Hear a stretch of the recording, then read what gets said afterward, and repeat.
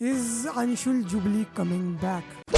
आज ही घंटा मेरा मैं यार देखो, इससे पहले यार तुम लोग मुझे गाली देने लग जाओ, भाई देशद्रोही है क्या साले, देशद्रोही है क्या तू? हाँ, अपने देश के प्लेयरों के साथ ऐसे बातें करता है। लेकिन गाइज मैं अगर आपको एक सच बात बोलूं तो वो है Anshul jubilee is not UFC product. वो यूएफसी के लिए बना ही नहीं है भाई। इससे पहले आप लोग मुझे गाली दो कमेंट में, अबे साले यार देशद्रोही है क्या? हाँ, पहले अपने देश के प्लेयर को ऐसे करता है। तो देखो मैं यहाँ पे सिर्फ सच्चाई बताने का काम कर रहा हूँ जिससे डेवलपमेंट मिले और कुछ नहीं। अब ऐसे समझ लीजिए, अब देखो मैं कितनी भी फाइटिंग सीख लूं, मैं कितना भी कुछ कर लूं, मेरी औकात शेर के सामने कुछ भी नहीं है। मुझे वो काट के खा ही जाएगा भाई। तो भाई इसमें मैं अपनी बेइज्जती कर रहा हूँ क्या? नहीं तो भाई मैं सिर्फ सच्चाई मान रहा हूँ। और अगर मैं जब ये सच्चाई मान लूंगा तो मुझे पता लगेगा कि फाइटिंग स्किल से कोई मतलब नहीं है। मैं बंदूक लेके जाता हूँ या फिर ग्रेनेड वेनेड लेके जाता हूँ, कहीं से सप्लाई अरेंज कराता हूँ। तो इस वजह से भाई हमें सच्चाई मान के आगे बढ़ना चाहिए जिससे हम अच्छा रास्ता ले सकते हैं। जैसे कि समझ लो भाई मेरा एक पैर जो है इंजर्ड हो जाता है, जिससे मैं भाई बहुत लंबी किक्स नहीं मार पाता क्योंकि मेरा एक पैर इंजर्ड है। तो मैं सिंपली भाई स्टांस शिफ्ट कर दूंगा, मैं अपने दूसरे पैर से मारने की कोशिश करूंगा। लेकिन भाई मैं ईगो में नहीं भाई, बेइज्जती ऐसे कैसे नहीं होगा भाई, मारूंगा भाई मैं तो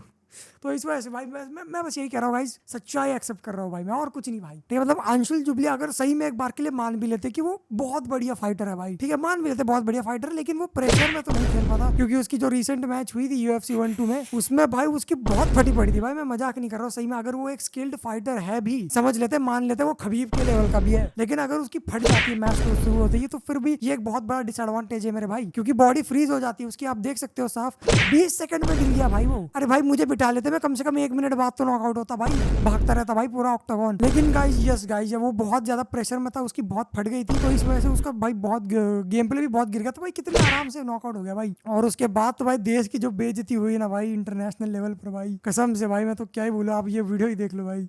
कोई मेरे गेम में कमी ना ढूंढ पाए। खबीब और में कोई डिफरेंस नहीं है, कोई डिफरेंस नहीं। भी मेरे को फर्स्ट राउंड सर्वाइव करना है, सेकंड राउंड में नॉकआउट मार सकता हूँ, मैं सबमिट कर सकता हूँ खबीब को, मैं कुछ भी कर सकता हूँ। Goodbye, my nigger. Back to the lobby. Do not redeem! Do not redeem the card! What? Do not redeem the card! Yes, I'm Do not redeeming the redeem card. the I'm card. redeeming the cards. No! Okay.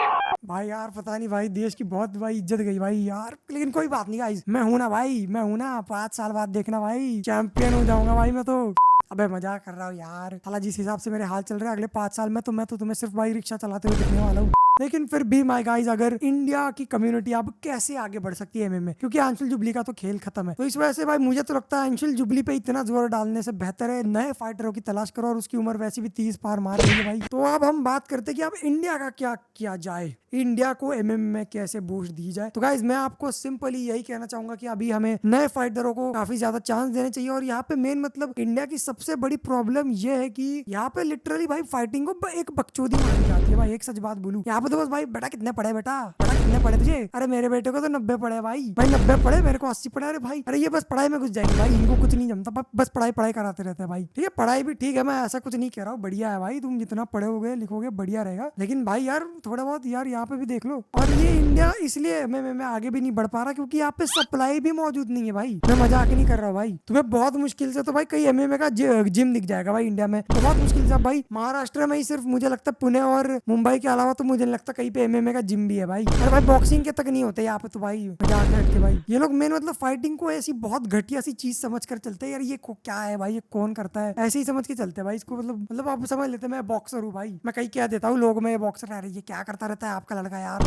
अरे भाई लड़ाई नहीं sports है मेरे भाई, अरे यार कसम। तो ये स्पोर्ट्स को पहली बात तो हमारे इंडिया में ज्यादातर लोग उस नजर से देखते भी नहीं है भाई। और मेन मतलब यहाँ पे लोग फाइटिंग भी नहीं करते भाई। मतलब आज मैं बता रहा हूँ आपको इंडिया में लड़ाई कैसे होंगी, ठीक है। अब मैं समझ लेते मैं कहीं बाहर जाता हूँ, ठीक है, या कोई सब्जी वब्जी लेने जाता हूँ, मेरी किसी के साथ बहस हो जाती है, अबे साले दिखता नहीं है क्या तुझे? ये वो हो जाए भाई, बहस हो जाती है भाई हमारी भाई। वो बोलता है रुक बेटे अभी तेरा गेम करता हूँ, फोन लगाएगा 5-6 लोग लेके आ जाएगा, मैं फोन लगाऊंगा मैं 5-6 लेके आता हूँ। तो यहाँ पे जो है फाइटिंग जो है वो स्किल के आधार पे नहीं होती है, यहाँ पे फाइटिंग जो है लोगों के आधार पे, जितने ज्यादा लोग उतना भाई मैं जीत जाऊंगा, बस इतना बस भाई यही करते हैं भाई बस। ये तो इस वजह से ये बस कनेक्शन बनाते रहते हैं भाई, ये स्किल विल नहीं सीखते। और अगर कुछ चंद लोग कुछ यहाँ पे मिल जाएगा तो कराटे और टेक्वांडो देखने को मिल जाता है भाई इंडिया में। अरे कसम से भाई यार मतलब बहुत गिने चुने यहाँ पे तो भाई एमएमए में कुछ मिलेगा अभी तो फिर भाई कराटे और टेक्वांडो भाई इनके क्लासेस मिल जाएंगे। अरे भाई कसम से भाई यार देखो भाई मैं इन दो मार्शल आर्ट से ये मैं इनको डिसरिस्पेक्ट नहीं कर रहा हूँ, लेकिन भाई एमएमए के सामने भाई एमएमए में तो ये बिल्कुल नहीं टिकने वाले भाई। ये तो ऐसा हो गया भाई तुमने रिक्शा के सामने लैम्बोर्गिनी रख दी भाई, कैसे जीतेगी बताओ अब रिक्शा को। तो इस वजह से यार इंडिया में एमएमए का ग्रोथ होना बहुत मुश्किल लग रहा है भाई मुझे तो यार, क्योंकि लोग यार इसको फाइटिंग को एज ए स्किल बहुत कम देखते हैं और समझ लेते, कुछ देख भी लेते हैं, कुछ को एमएमए अच्छा भी लगने लग जाता है। तो फिर एक और दिक्कत आ जाती है कि यहाँ पे सप्लाईज ही अवेलेबल नहीं है भाई। अब इंडिया का सबसे बड़ा है एमएमए का, अगर तुम लोग